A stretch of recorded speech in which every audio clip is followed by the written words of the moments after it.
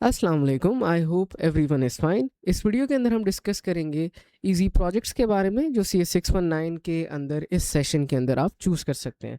Finally आपकी list upload हो चुकी है। आज 29th ऑफ अप्रैल है जब ये लिस्ट अपलोड हुई है अराउंड 8 बजे के करीब। हम इन सारे प्रोजेक्ट्स में से जो कि अराउंड 77 या 78 प्रोजेक्ट्स हैं जो अभी लिस्ट के अंदर आए हैं, होपफुली ये लिस्ट अभी इंक्रीज़ करेगी जैसे जैसे सिलेक्शन के डेज़ आपके पास आएंगे। इन लिस्ट में से हम फ़िल्टर आउट करेंगे कुछ इस तरह के प्रोजेक्ट्स के जो रिक्वायरमेंट वाइज़, जो लर्निंग वाइज़ आसान है, जो इम्प्लीमेंटेशन वाइज़ आसान है, और वो वाले प्रोजेक्ट्स भी जो सुपरवाइज़र के वाइज़ आसान है, यानी कि जिनके सुपरवाइज़र्स अच्छे हैं, आप उनके साथ जा सकते हो ताकि आपको वाई-वाई वगैरह के अंदर ज़्यादा प्रॉब्लम ना आए। अब लेफ़्ट साइड पे हमने अपने ओरिजिनल प्रोजेक्ट की लिस्ट ओपन कर ली है और राइट साइड पे हमने अपने फ़िल्टर्ड प्रोजेक्ट्स की लिस्ट ओपन कर ली है, जहाँ पे हमने कुछ प्रोजेक्ट्स हैं जो फ़िल्टर किए हुए हैं। हम सिंपली बारी बारी डिस्कस करते हैं कि इजी प्रोजेक्ट्स कौन से हैं और कौन कौन से सुपरवाइज़र हैं और किस तरह के हैं वो। अब सबसे पहला जो इजी प्रोजेक्ट हमने फ़िल्टर आउट किया है वो लाइब्रेरी मैनेजमेंट सिस्टम है और ये जिब्रान खान का प्रोजेक्ट है, तो सिंपली हम यहाँ पे जिब्रान खान सर्च कर लेते हैं।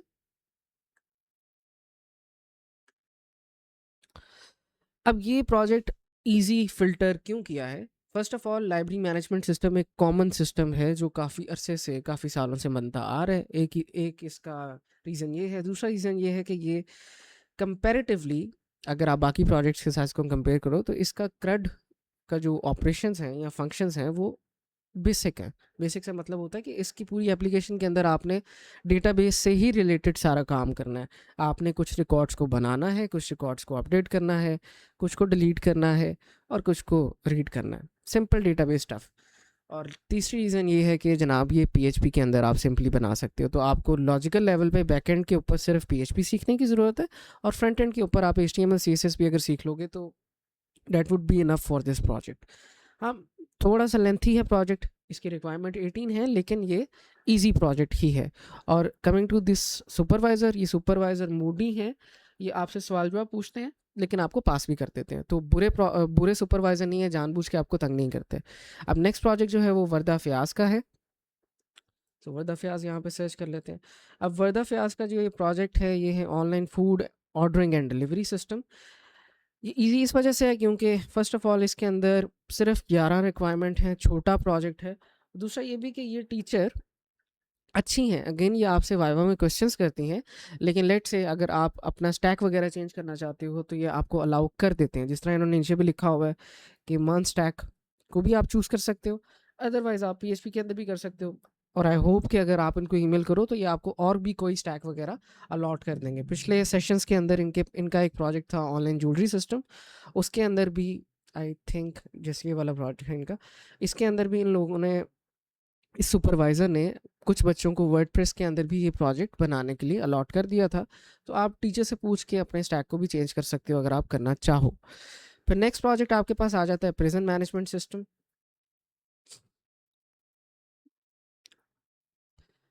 अब प्रिजन मैनेजमेंट सिस्टम, इसके अंदर आपके पास जो रिक्वायरमेंट्स हैं वो तो ज़्यादा हैं कंपैरेटिवली। ये लंबा प्रोजेक्ट है, बड़ा प्रोजेक्ट है, लेकिन अगेन क्योंकि ये PHP के अंदर भी आप कर सकते हो और लारावेल अगर तो आपके टीचर आपको अलॉट कर देते हैं ये चीज़ कि आप इसको सिर्फ सिंपल PHP में कर लो, तो ये सिंपल CRUD ऑपरेटेड प्रोजेक्ट है। यानी कि आपने अगेन डेटाबेसेस के साथ ही काम करना है।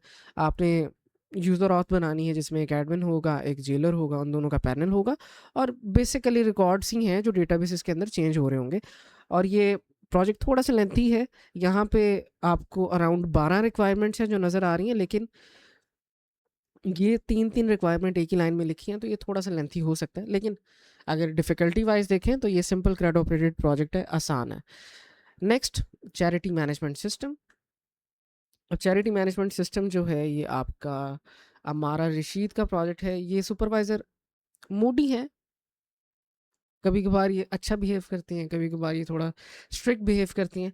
But coming to the project, project lengthy है और काफ़ी ज़्यादा लेंथी है अगर देखा जाए। इसकी रिक्वायरमेंट्स काफ़ी ज़्यादा हैं। लेकिन अगेन क्योंकि ये एक बेसिक CRUD ऑपरेटेड प्रोजेक्ट है जिसके अंदर कोई AI इंटीग्रेट आपने नहीं करना, आपने इसके अंदर कोई थर्ड पार्टी एप्लीकेशन के साथ काम नहीं करना, तो उस हिसाब से ये आसान है। और अगेन आप इसको बेसिक जो आपकी टेक्नोलॉजीज़ हैं, पीएचपी, मायसीक्वल, एचटीएमएल, सीएसएस इसके साथ कंप्लीट कर सकते हो।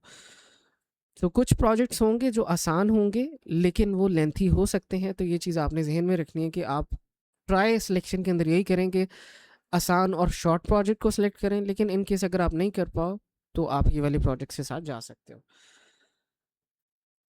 अब नेक्स्ट प्रोजेक्ट आपका OMRS online medical record system है। ये भी आसान इस वजह से हमने फ़िल्टर आउट किया है ईज़ी लिस्ट के अंदर, क्योंकि ऑनलाइन मेडिकल रिकॉर्ड सिस्टम एक कॉमन सिस्टम है, काफ़ी अरसे से बनता आ रहा है। दूसरी आपको ईज़ी लिस्ट के अंदर डालने की रीज़न ये है कि इसके अंदर आप कोई भी स्टैक यूज़ कर सकते हो। आपने जेंगो यूज़ करना है जेंगो करें, लारावेल करना है लारावेल करें, पीएचपी में करना है मर्न में करना है, रूबी में करना है, इट्स अप टू यू। ठीक है। और लास्ट रीज़न ये है कि इसकी रिक्वायरमेंट्स भी इतनी कोई ज़्यादा नहीं है, तो जिस बच्चे ने भी ये चूज़ करना है वो लाजमन करे। अब नेक्स्ट हमारे पास जो प्रोजेक्ट है ईजी के अंदर वो मेड केयर है।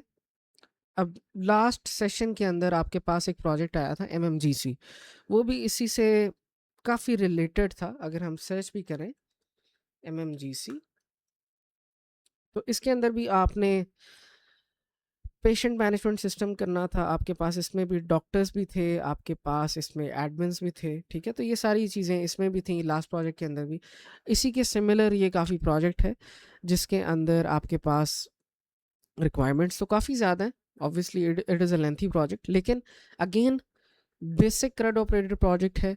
अगर आपकी टीचर आपको फ्रंट एंड सिंपली किसी भी छोटे टेक्नोलॉजी के अंदर बनाने के लिए अलाउ कर देती हैं, जैसे कि HTML CSS जावास्क्रिप्ट के अंदर आप सिंपल कर सकते हो, आप सिंपल टेलमेंट यूज़ कर सकते हो, आप रिएक्ट यूज़ ना करें।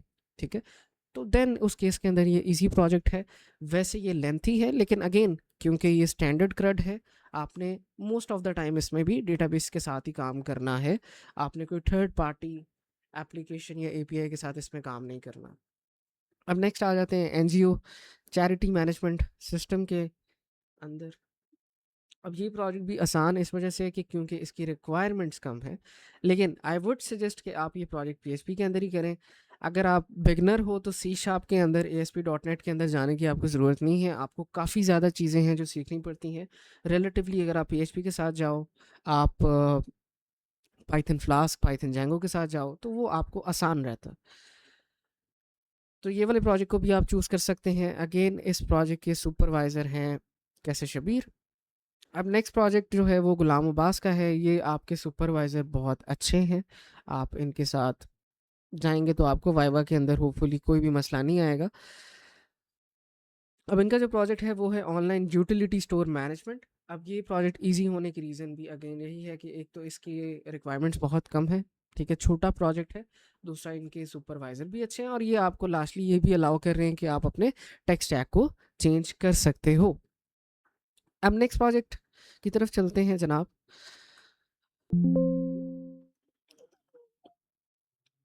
ये आपका व्हीकल सर्विस मैनेजमेंट सिस्टम है, और इसको आपने MVC आर्किटेक्चर के अंदर बनाना है। MVC बेस्ड फ्रेमवर्क का मतलब है मॉडल व्यू कंट्रोलर, यानी कि आपने इसको स्टैंडर्ड वे, ट्रेडिशनल वे के अंदर बनाना है।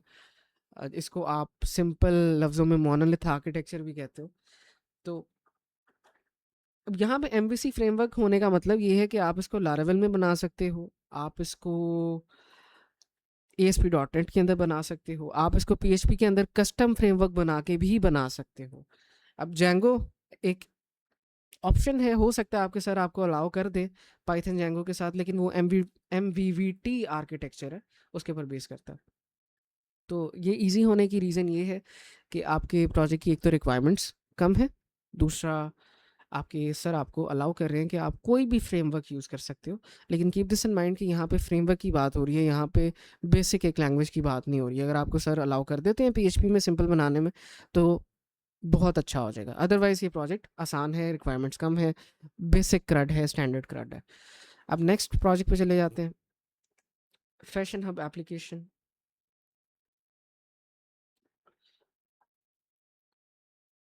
अब ये एप्लीकेशन भी आसान होने की या इजी होने की रीज़न फर्स्ट ऑफ ऑल तो ये है कि इसकी जो कैटेगरी है वो इस तरह है कि आपने एक बेसिक मार्केट प्लेस बनानी है, ई-कॉमर्स एप्लीकेशन बनानी है। अब ये कॉमन चीज़ है एक, ठीक है? इसके अंदर स्टैंडर्ड CRUD यूज़ होता है, डेटाबेस के ही ऑपरेशंस हैं जो आप बार-बार परफ़ॉर्म कर रहे होगे। और सेकंड रीज़न आसान होने की ये है जनाब कि आप इसको डिफरेंट स्टैक के अंदर जो आप चूज़ करते हो उसमें बना सकते हो। अगर आप PHP के अंदर जाना चाहते हो तो लारावेल के साथ आप इसको बना सकते हो। अगर जावास्क्रिप्ट के साथ जाना चाहते हो तो आप मर्ज स्टैक के अंदर इसको बना सकते हो। बेसिकली नोड.जेएस बैकएंड पे यूज़ होता है और ये मर्ज स्टैक के अंदर ही आपका यूज़ होता है। अब फ्रंट एंड के अंदर अगर सर आपके अलाउ कर देते हैं आपको बेसिक टेक्नोलॉजीज जैसे कि टेलविंड या बूटस्ट्रैप तो आप वो यूज़ करें। रिएक्ट की तरफ जाने की ज़रूरत नहीं है। आपकी लर्निंग जितनी ज़्यादा कम हो वाइवा के अंदर उतना ही ज़्यादा आप अच्छा परफॉर्म कर सकते हो। अदरवाइज़ जो बच्चे सीखना चाहते हैं तो लाजमन ये सीखें, आपकी जॉब मार्केट के अंदर आपकी वैल्यू ज़्यादा होगी। अब नेक्स्ट प्रोजेक्ट की तरफ चलते हैं, डिजिटल मंडी, जो कि नाम से लग रहा है कि काइंड ऑफ एग्रीकल्चर प्रोजेक्ट है। अब इसके अंदर रिक्वायरमेंट्स तो ज़्यादा हैं, लेंथी प्रोजेक्ट्स हैं, क्योंकि आपकी एक-एक रिक्वायरमेंट के अंदर 2-2 सब रिक्वायरमेंट्स हैं, तो कर आके ये अराउंड 25 या 30 रिक्वायरमेंट्स हैं जो लगता है कि बन जाएंगी आपकी। बट अगेन ये एक CRUD ऑपरेटेड प्रोजेक्ट है तो आप इसको रख सकते हो। और सेकेंडली ये भी कि आपको ऑप्शंस हैं कि आप अपनी मर्ज़ी के स्टैक के अंदर इसको कंप्लीट कर सकते हो। सो बैकएंड में आप इन तीनों में से कोई भी चूज़ कर सकते हो। फ्रंट एंड के अंदर रिएक्ट ऑप्शनल है तो आप बेसिक फ्रंट एंड का चूज़ करके इसको कंप्लीट कर सकते हो। अब इनमें से आपने कोई एक लैंग्वेज चूज़ करनी है, सारी लैंग्वेजेस के अंदर आपने काम नहीं करना। अब नेक्स्ट प्रोजेक्ट जो है आपका वो है डायबिटीज़ पेशेंट्स के लिए। अब ये मीर सलाम खान का प्रोजेक्ट है, ये एक अच्छे सुपरवाइज़र हैं, इनके साथ आप जा सकते हो। अब ये प्रोजेक्ट आसान होने की रीज़न ये है सिंपली कि एक तो इसकी रिक्वायरमेंट्स थोड़ी हैं, अगेन ये डॉक्टर और एक तरह मेडिकल केयर के कैटेगरी के अंदर जाता है प्रोजेक्ट, जो कि कॉमन है, आपको काफ़ी एग्जांपल्स मिल जाएंगी इसकी। अब अभी तक अगर हम देखें तो हमें 3 या 4 प्रोजेक्ट्स हैं जो मेडिकल केयर की साइड पे, मेडिकल सिस्टम की साइड पे जा रहे हैं। तो ये रिक्वायरमेंट्स इसकी थोड़ी हैं, आप ये प्रोजेक्ट सेलेक्ट कर सकते हो। इनके सुपरवाइज़र भी बहुत अच्छे हैं और इसका स्टैक भी रिलेटिवली सिंपल है, आप PHP के अंदर इसको सिंपली बिल्ड कर सकते हो। अब नेक्स्ट चले जाते हैं जनाब Shopify based skin care project के ऊपर। अब ये प्रोजेक्ट जो है ये आसान इस वजह से है क्योंकि आप इसको शॉपिफाई के ऊपर डायरेक्टली बिल्ड कर सकते हो। आपको कोड वगैरह करने की ज़रूरत नहीं है, डायरेक्टली कोड करने की ज़रूरत नहीं है। हाँ, इनडायरेक्टली आप उसको शॉपिफाई के अंदर ही एडिट कर सकते हो। तो सिंपली आप अपने ये समझें कि आपने शॉपिफाई के ऊपर जाना है और यहाँ पे अपना एक पूरा ई-कॉमर्स का सिस्टम है जो बिल्ड करना है। उसके बाद इसी के अंदर आप कस्टम कोड लिख के प्रोजेक्ट के अंदर एडिटिंग वगैरह कर सकते हैं। अब प्रोजेक्ट जो है वो रिलेटिवली रिक्वायरमेंट वाइज भी ठीक है, एवरेज प्रोजेक्ट है। और टेक स्टैक के वाइज जिन बच्चों को कोडिंग बिल्कुल नहीं आती वो ये चूज़ कर सकते हैं, ठीक है। सो नेक्स्ट प्रोजेक्ट के ऊपर चलते हैं। नेक्स्ट प्रोजेक्ट आपका है लाइब्रेरी मैनेजमेंट सिस्टम। अब ये दूसरी दफ़ा आ गया, पहले भी हमने एक लाइब्रेरी मैनेजमेंट सिस्टम देखा, अब इस दफ़ा भी लाइब्रेरी मैनेजमेंट सिस्टम आ गया। अब ये प्रोजेक्ट भी आप चूज़ कर सकते हो, कॉमन सिस्टम है, इसकी एग्जांपल्स काफ़ी मिल जाएंगी आपके पास। स्टैक जो है वो बहुत आसान है और इनके जो सुपरवाइज़र हैं ये भी रिलेटिवली आसान है, इजी गोइंग सुपरवाइज़र हैं, ज़्यादा मुश्किल नहीं है।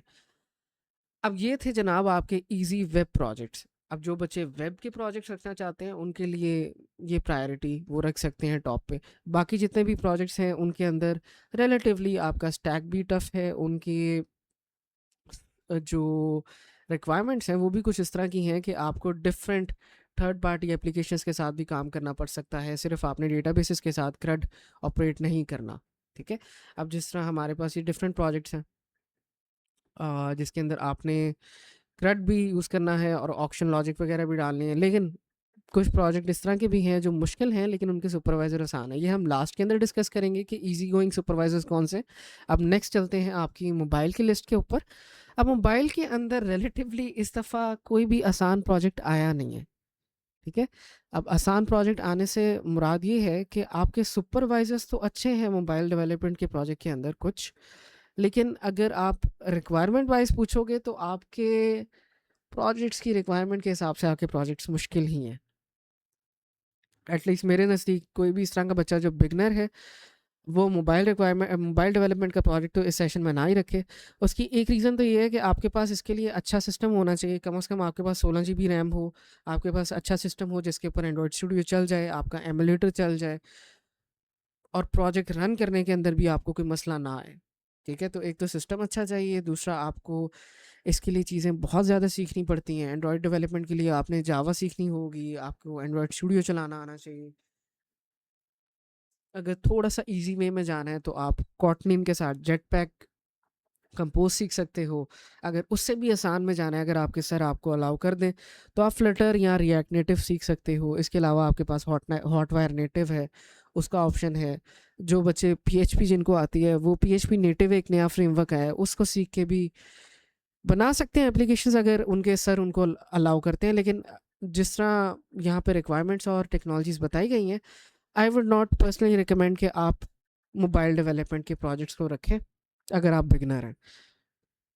बट अगर मुझे पर्सनली फ़िल्टर आउट करना है, तो आई वुड से कि इमरान अख्तर और ये वाले कुछ सुपरवाइजर्स हैं जिनके आप प्रोजेक्ट्स रख सकते हो। अब इनको बारी बारी डिस्कस करते हैं।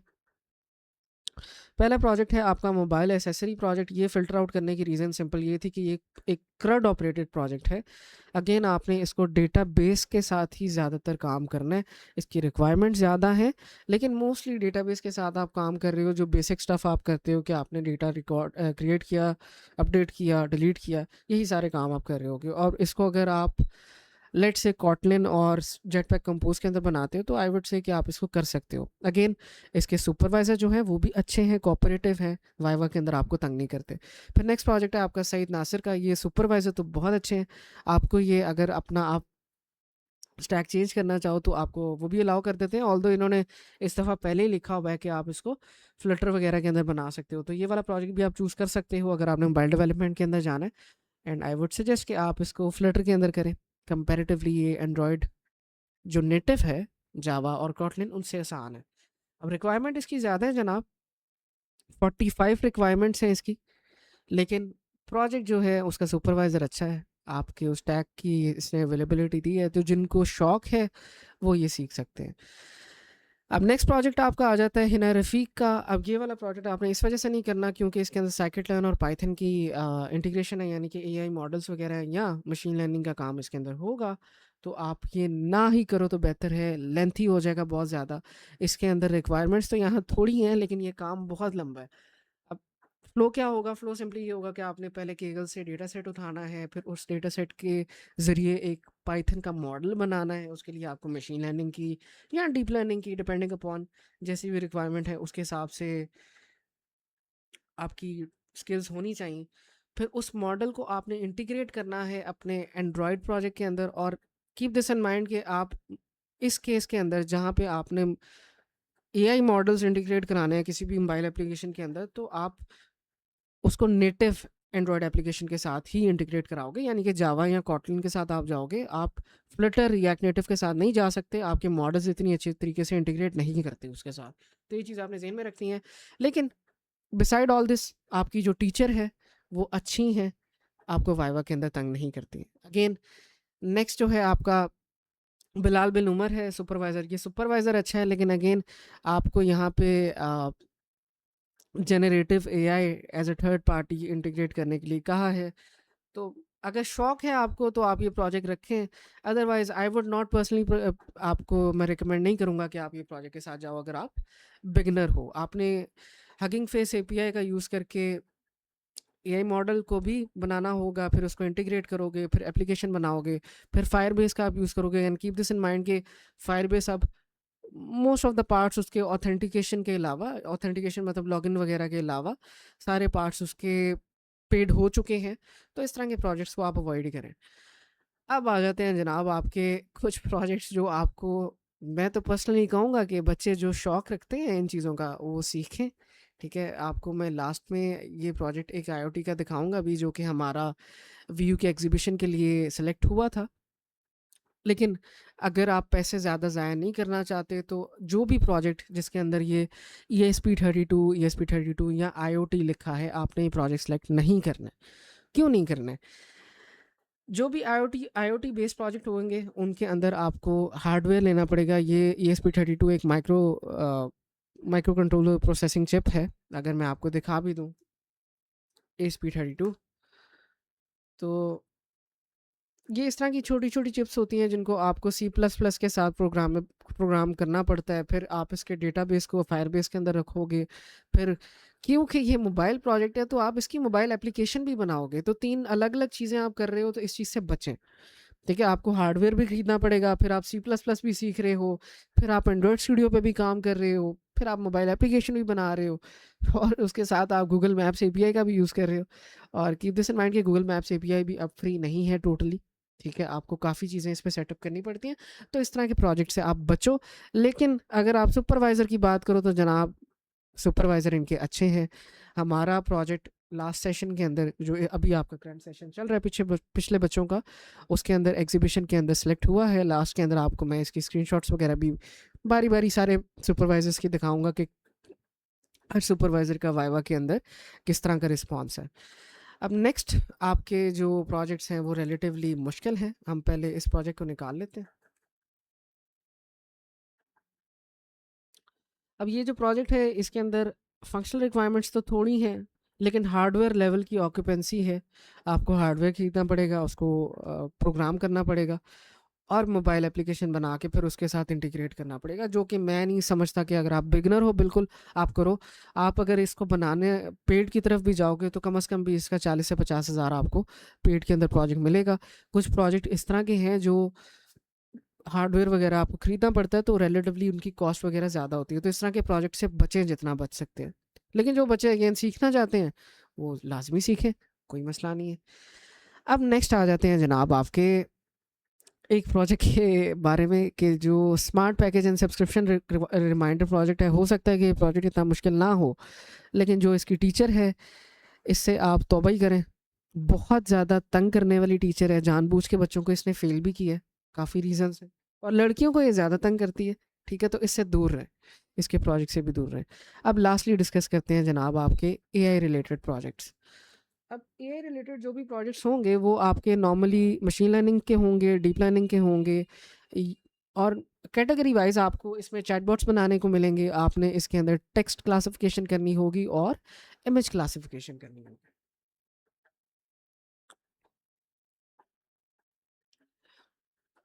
अब अगर आप बिगनर हैं और आप एआई सीखना चाहते हैं, देन ज़रूर आप एआई के प्रोजेक्ट्स की तरफ जाएं और लर्न करें। इनकी रिसोर्सेज आपको इतनी ज़्यादा नहीं मिलेंगी लर्निंग वाले, आपको मोस्टली फॉरेनर्स मिलेंगे जो मशीन लर्निंग वगैरह सिखा रहे होंगे। अगर आप मेरे से पूछें तो मैं आपको ZTM के कोर्सेज़ को रेकमेंड करूँगा। अगर आप सीखना चाहते हैं तो इनके कोर्सेज़ आप जाके ख़रीद के सीख सकते हैं। डैनियल ब्रूक इनके एक बंदे का नाम है जो मशीन लर्निंग बेसिकली सिखाता है, दोनों टेंसर फ्लोर के अंदर भी और टेंसरफ्लो के अंदर भी और पाइटोश के अंदर भी। तो इसका आपको यूट्यूब का चैनल भी मिल जाएगा। ही इज़ अ फॉरनर लेकिन अच्छा सिखाता है, अच्छा इसका कोर्स है। आप अगर जाओ यहाँ पे तो आई होप कि इसका कोर्स यहाँ पे अवेलेबल होगा। यहाँ पे आपको प्रॉपर इसका रोड मैप भी मिल जाएगा, आप ये सारा कुछ देख सकते हो, राइट। तो इसने कुछ प्रोजेक्ट्स वगैरह भी बनाए हुए हैं और इसका हाफ प्रोजेक्ट हाफ यहाँ पे कोर्स पढ़ा भी हुआ है मशीन लर्निंग का, तो आप यहाँ से सीख सकते हो। तो यहाँ पे ये डीप लर्निंग का कोर्स इसका पढ़ा हुआ है, राइट। अब नेक्स्ट आते हैं जनाब, बारी बारी डिस्कस करते हैं कि आपने इन प्रोजेक्ट्स को किस तरह कंप्लीट करना है, इसका फ्लो क्या होगा। अगेन, अगर आप बिगनर हो I would not recommend this. आपको कोडिंग वगैरह का कुछ नहीं पता तो हाईएस्ट प्रायोरिटी रखें कि आप वेब प्रोजेक्ट के साथ ही जाओ। फिर नेक्स्ट प्रायोरिटी रखो कि आप मोबाइल के साथ चले जाओ, लेकिन सिर्फ CRUD ऑपरेटेड जो हो, जो कि सिर्फ एक है। तो कोशिश यही करेंगे वेब के साथ ही जाएं। और अगर आपने एआई सीखना है शौकिया तौर पे तो फिर आप जाएं। और इसके अंदर भी कुछ टीचर्स हैं जिनके साथ आपने बिल्कुल नहीं जाना। जनाब ये उमैर जो है ये बहुत स्ट्रिक्ट टीचर है, बिल्कुल इनके साथ नहीं जाना। हुमा मुमताज़, फौजिया जुमानी, मदीहा फ़ाकिर हुसैन, मोहम्मद कामरान, हुमैरा नईम, और उसके बाद कलीमुल्ला, तैयबा सहर, ये कुछ इस तरह के सुपरवाइजर्स हैं जो कोऑपरेटिव हैं, अच्छे हैं। आप इनसे पूछोगे तो ये चीज़ें आपको बताते भी हैं, आपको सिखाते भी हैं। फौजिया जुमानी तो बहुत पोलाइट टीचर हैं। मदीहा फ़ाकिर जो हैं ये आपसे पूछती हैं वाइवा के अंदर चीज़ें, लेकिन ये अच्छी टीचर हैं, आपको गाइड भी साथ-साथ करती हैं। अब बारी-बारी जनाब डिस्कस करते हैं कि इसके अंदर आपको प्रोजेक्ट किस तरह के मिलते हैं। अब आपके पास इसके अंदर टेक्स्ट क्लासिफिकेशन के प्रोजेक्ट्स आते हैं। अब ये machine learning sorry fake news detection का प्रोजेक्ट आपको इस सेशन के अंदर भी मिला था। अगर आप यहाँ पे आके फेक न्यूज़ डिटेक्शन सर्च करो तो ये हुमा मुमताज़ का प्रोजेक्ट था लास्ट सेशन के अंदर। तो इन दोनों के प्रोजेक्ट आप कर सकते हो जनाब, लेकिन अगर करना ही है तो कलीम के साथ जाएँ, उमैर के साथ ना जाएँ, ये फ़ज़ूल के अंदर बच्चों को तंग करता है वाइवा के अंदर। फिर नेक्स्ट आपके पास कुछ चैटबॉट्स के प्रोजेक्ट्स हैं। यहाँ पे आपको लास्ट सेशन के अंदर ओएसएस जीपीटी का एक प्रोजेक्ट था जो चैटबॉट आपने क्रिएट करना था। इसी तरह का ये प्रोजेक्ट है, लेकिन आपने इसके अंदर मेटा का फ्रेमवर्क यूज़ करना है। फिर लास्ट पे आपके पास आ जाते हैं इमेज क्लासिफिकेशन के प्रोजेक्ट्स। इमेज क्लासिफिकेशन के प्रोजेक्ट्स बेसिकली डीप लर्निंग के प्रोजेक्ट्स होंगे जो कि आपने सिंपली ऐसे करने हैं कि आपने केगल पे जाके डेटा सेट को कलेक्ट करना है। तो सिंपली कुछ यहाँ पे जाके आप डेटा सेट वगैरह को कलेक्ट करोगे, फिर उस डेटा सेट की बेसिस पे मॉडल ट्रेन करोगे, फिर उस मॉडल को आप एक सिंपल वेब ऐप के अंदर इंटीग्रेट करके टीचर को दिखा दोगे। डेस्कटॉप ऐप के अंदर भी कर सकते हो, वेब के अंदर भी कर सकते हो, डिपेंड्स अपॉन कि आपकी टीचर आपको किस तरह अलाउ करिए। अब जिस तरह अगर हम ये वाला प्रोजेक्ट सेलेक्ट कर लेते हैं और सर्च कर लेते हैं जनाब, किसका प्रोजेक्ट है ये, निदानवर का। तो इसके अंदर वो आपको कह रही हैं, वेट अ सेकंड, इसके अंदर वो आपको कह रही है जनाब कि आपने कंप्यूटर विजन का यूज़ करके, यानी कि बेसिकली डीप लर्निंग का यूज़ करके अपनी इमेजेस को अपलोड करना है, और डिजिटल कंटेंट को समझने के लिए कि वो किस तरह का कंटेंट है, किस तरह कंटेंट नहीं है, इस चीज़ को आपने बेसिकली कह लें डिस्क्रिप्टिव टैग्स देने हैं आइडेंटिफाई करके। फॉर एग्जांपल अगर कंटेंट होगा किसी कैटेगरी के रिलेटेड, तो आप कह सकते हो कि किसी कैटेगरी के रिलेटेड कंटेंट उसको लगता है मॉडल को, आपके यही मॉडल को, और उसको फिर कितने परसेंट लगता है ये उसका कॉन्फिडेंस को ये बता रहा होगा। अब ये सारी चीज़ें आपने करने के बाद, मॉडल तैयार करने के बाद, इसको एक सिंपल वेब ऐप के अंदर कन्वर्ट करना होगा। अब जितने भी बच्चे एआई के प्रोजेक्ट के साथ जा रहे हैं, आप स्ट्रीमलाइट के साथ जा सकते हो। ये एक सिंपल प्रोजेक्ट, सिंपल एक लाइब्रेरी है, इसके अंदर आप जल्दी जल्दी से अपने वेब के इंटरफेसेस बना सकते हो, जिसमें आपने मॉडल का यूज़ करके कुछ ना कुछ कह लें कि शो करना है, राइट। अब नेक्स्ट आ जाते हैं जनाब, जो मुझे लगता है कि इसमें से आपको प्रोजेक्ट करने चाहिए। सर कामरान के साथ आप जा सकते हो, ये डीप लर्निंग का प्रोजेक्ट है। मदीहा फ़ाकिर के साथ जा सकते हो, ये भी डीप लर्निंग का प्रोजेक्ट है। हुमा मुमताज़ के साथ जा सकते हो, ये भी डीप लर्निंग का है। फौजिया जुमानी के साथ जा सकते हैं, ये मशीन लर्निंग बेस्ड प्रोजेक्ट है। ये एक्सेस बूस्ट आपको एक फ्रेमवर्क है जो बेसिकली ब्लॉकचेन के ऊपर काम करता है, तो इसके साथ जा सकते हैं क्योंकि ये सुपरवाइजर्स अच्छे हैं। उमैर अली के साथ आपने बिल्कुल नहीं जाना। हुमैरा नईम भी अच्छी सुपरवाइज़र हैं, लेकिन इनके प्रोजेक्ट्स रिलेटिवली लेंथी होते हैं। अब ये रिक्वायरमेंट्स जो एआई के प्रोजेक्ट्स हैं ना, आपने इनकी रिक्वायरमेंट्स के ऊपर नहीं जाना। ये कंपैरेटिवली रिक्वायरमेंट्स आपको थोड़ी लगेंगी, लेकिन कॉन्सेप्चुअली वाइज बहुत ज़्यादा होते हैं लंबे। अब कंक्लूजन, मैंने यहाँ पे कोई भी प्रोजेक्ट सेलेक्ट क्यों नहीं किया, कंक्लूजन ये है कि बिगनर्स के लिए एआई प्रोजेक्ट्स की तरफ वो ना जाएं, क्योंकि वाइवास के अंदर आपसे बहुत ज़्यादा कॉन्सेप्चुअल क्वेश्चंस पूछे जाते हैं। ठीक है, आपकी टीचर्स आपसे बेसिक क्वेश्चंस नहीं पूछते। बेशक ये टीचर अच्छे हैं या बुरे हैं, दोनों केसेस के अंदर आपसे इन्होंने बहुत ज़्यादा कंसेप्चुअल क्वेश्चंस पूछने हैं। आपने एआई के अंदर कौन सा एल्गोरिथम्स यूज़ किए हैं, आपने मॉडल कौन सा यूज़ किया है, वो मॉडल क्यों यूज़ किया है, आपका ऑप्टिमाइज़र क्या है, आपने लोकली किसी चीज़ को ट्रेन किया है या गूगल कोल ऐप पे किया है, आपने डेटा सेट कहाँ से उठाया, ये सारे सवाल अजीब जी आपसे पूछ सकते हैं, और आपको ये मतलब खुद भी उलझा सकते हैं ट्रेंडी टर्म्स वगैरह यूज़ करके। तो एआई के प्रोजेक्ट से दूर ही रहे। आप अगर शौक रखते हो सीखने का, आप इसी फील्ड में जाना चाहते हो तो सीखें, लेकिन एक अच्छे सुपरवाइज़र के साथ जाएं ताकि आपको वाइवा के अंदर कोई प्रॉब्लम ना हो। अब जनाब लास्टली आई होप के इजी प्रोजेक्ट की समझ आ गई होगी। अब लास्टली डिस्कस कर लेते हैं कि सुपरवाइज़र कौन-कौन से अच्छे हैं जिनके साथ आप जा सकते हो। अब ये सारे के सारे वो सुपरवाइज़र्स हैं जो कि मल्टीपल डोमेन में आइदर उनके वेब प्रोजेक्ट हैं, मोबाइल प्रोजेक्ट हैं या एआई है, ये सारे अच्छे सुपरवाइज़र्स हैं। तो ये लिस्ट आप एक दफ़ा देख लें, आप इनके साथ आसानी से जाके काम कर सकते हो, ठीक है? अब इस वीडियो के बाद बिल्कुल एंड पे आपको सारे के सारे इन मोस्टली इन सुपरवाइजर्स के जो रिव्यूज़ हैं बच्चों के उनकी स्क्रीनशॉट वगैरह मिल जाएंगी। अगर आपको डिटेल्ड रिव्यूज़ चाहिए तो आप ये जो ऊपर क्यूआर कोड आपको नज़र आ रहा है यहाँ पे स्कैन करके व्हाट्सएप के ग्रुप को ज्वाइन कर सकते हो। एंड लास्टली आप में से जितने भी बच्चे हैं अगर आपने सीखना है कि स्टेप बाय स्टेप आपने प्रोजेक्ट कैसे करना है तो आपने मेक श्योर करना है कि आप developerbano.com पे लाजमी जाएं। आज रात 12 या 1 बजे तक सारे प्रोजेक्ट की जो लिस्ट है उसके अकॉर्डिंग यहाँ पे रोड मैप अपलोड कर दी जाएंगी। तो आप बारी बारी यहाँ पे देख सकते हो बाद में कि कौन सा प्रोजेक्ट आपने किस तरह करना है। सो यहाँ पे जाके सिंपली आपने साइन अप करना है। सो लेट्स से मैं यहाँ पे एक टेस्ट यूज़र साइन अप कर लेता हूँ।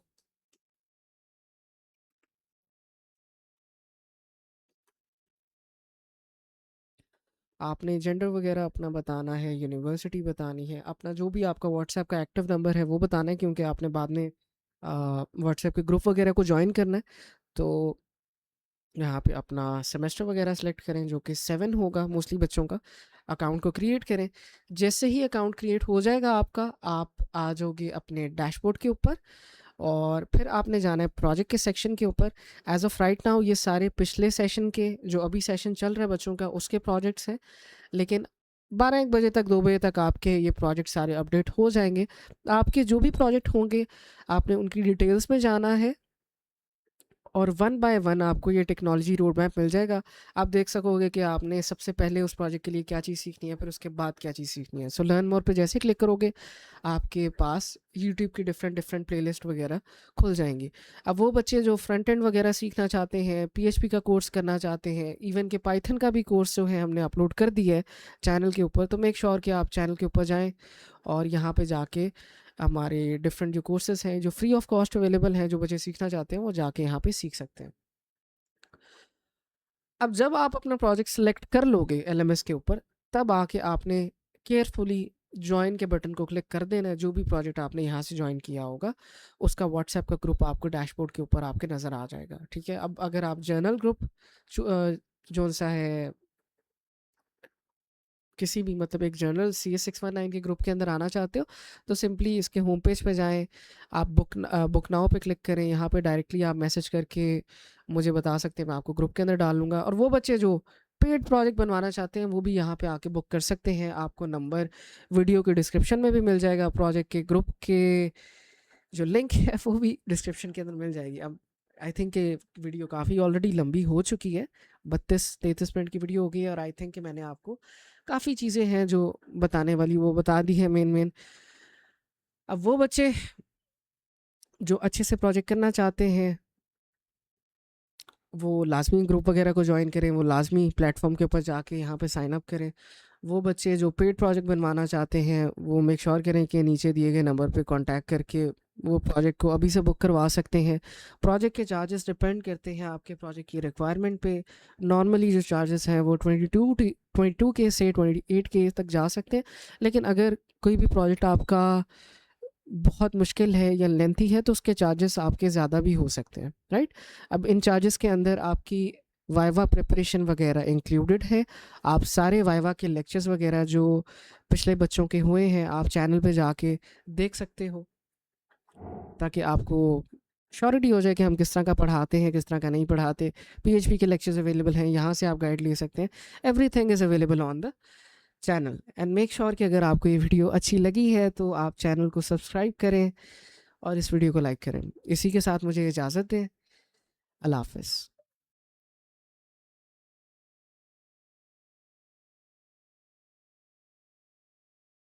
कोई नहीं ज़्यादा स्ट्रिक्ट तो नहीं थे लेकिन ज़्यादा कोई नॉर्मल भी नहीं थे, मतलब बिल्कुल सीरियस थे। तो उनसे लगता था कि मतलब कोई स्ट्रिक्ट है लेकिन सही थे। उन्होंने पूछा पहले कि मुझे बताओ क्या है सारा कुछ, क्या आपने बनाया है। मैंने वो सारा समझाया आगे। इधर जो है डोनर्स भी रजिस्टर करते हैं और जो है रिसीवर वो भी रजिस्टर करते हैं। तो एडमिन पैनल भी सारा कुछ उनको दिखाया मैंने, तो वो कहते ठीक है। फिर मैंने लॉगिन करके सारा समझाया, पहले डोनर वाला लॉगिन किया था, फिर वो कहते कि एडमिन वाला लॉगिन करके दिखाओ, मैंने एडमिन वाला लॉगिन करके दिखाया। उसके बाद कहते कोड में जाओ, तो मैं कोड में गया तो कह रहे थे वो इधर कोई क्यूरी लगी हुई है एसक्यूएल की, मैंने उनको हाईलाइट कर दी कि ये क्यूरी लगी हुई है। फिर मुझे उन्होंने ना एक सेक्शन था उधर उधर शायद मुझे अब याद नहीं है, उधर ना स्टाइल चेंज करना था। वो कहते हैं